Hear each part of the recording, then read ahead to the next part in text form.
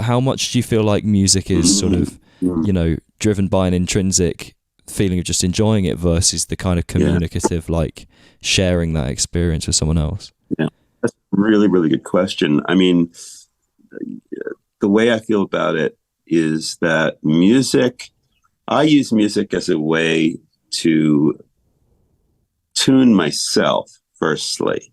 Like if I approach the piano or the synthesizer and I can feel like connected to the instrument and allow the music to kind of flow through me, has to do with things like, you know, if my hands are warm, if I'm in a good headspace. But if I can go there and I can just play and kind of achieve something where I just literally feel that things are so smooth and the ideas I have in my head are just coming out without any dissonance or interruption, then it's personally healing. And I'm in a, you know, probably one of the best kind of headspaces that I could be in while being on this planet. You know, it would be like being with a really, really good friend. I guess it would be similar to being like with a really good friend and feeling like I am so comfortable with this person and the interaction is just so meaningful. And this is a real warmth of spirit between you. For me, music is a way to tune myself. So, and that, you know, and the more I work on it through my life, the more I'm looking for that, you know, and the more I can achieve it. And so that's number one for me. And then now that I feel like I've gotten pretty good at getting to that headspace, if I can then share it with other people, if I can even put my phone down, like on my piano and turn on Instagram Live or, you know, and then achieve that headspace while other people are watching, which is yet another level of challenge because all of a sudden, you know, it's like you've got people looking at you, and how do you maintain this kind of personal space without letting interference and distortion and whatever ego come into play? And for me, that's the next level of challenge. And it's certainly something that I'm also working on, and something that if I can achieve that, if I can be in my headspace, that where I'm feeling like, okay, I am in tune with the universe, my fingers feel right, I'm flowing, the ideas are going, and there's people watching, then it's even a higher level, because then you're using music as like an external communication tool. So I can play and maybe you're listening and all of a sudden you're getting into like a headspace that relates to what I'm projecting. And because I've tuned myself, I can maybe tune the room, whether it be physical or whether it be through the magic of the internet.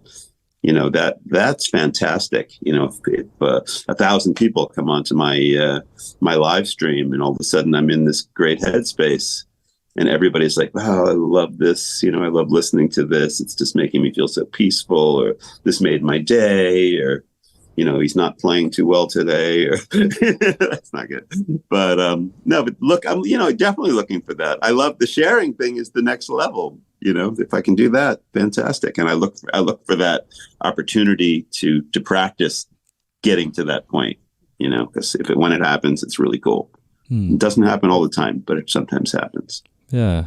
I really like that kind of phrase, tuning yourself. I mean, for not just because of the sort of the musical thing, but that idea of like centering yourself, you know, is quite it's so difficult, I find, to do nowadays. You know, with so many things pulling you left and right, little distractions, little things.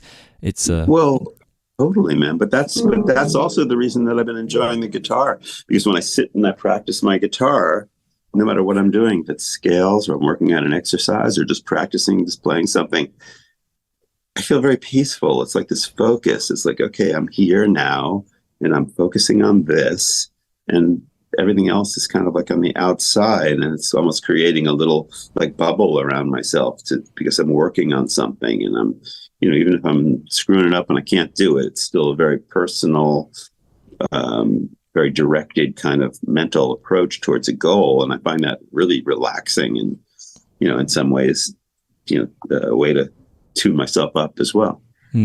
That sort of presence of mind with the instrument is, I think it's that extra little bit more tricky. When, I know you mentioned the ego and kind of when that can come in, especially if you know people are watching you. And I feel like there's a certain level of squashing the ego that you almost have to achieve to get to that kind of presence of mind in the moment, especially if you're playing live, you know. It's hard, but it's a life's journey. You know, a lot of times I'll work with people, whether they're patrons or whether they're just other musicians, and asking me, for maybe a little bit of my, perspective of what they're doing. And one of the things I say to people a lot is, hey, like, before you play a note on your instrument, just imagine what you want it to sound like. And when you play it, did you achieve what you imagined? And always be, you have to learn to be as much of a listener as kind of like the activator. So, you see too many players that are just doing their thing. They're moving their fingers on the instrument, but you feel like they're almost ahead of themselves, and they're not really listening if they're making a nice sound or not. Just trying to play the right notes. They're trying so hard or whatever. Meanwhile, maybe if they slowed down and they made a really nice sound and all the notes, everybody would be happier.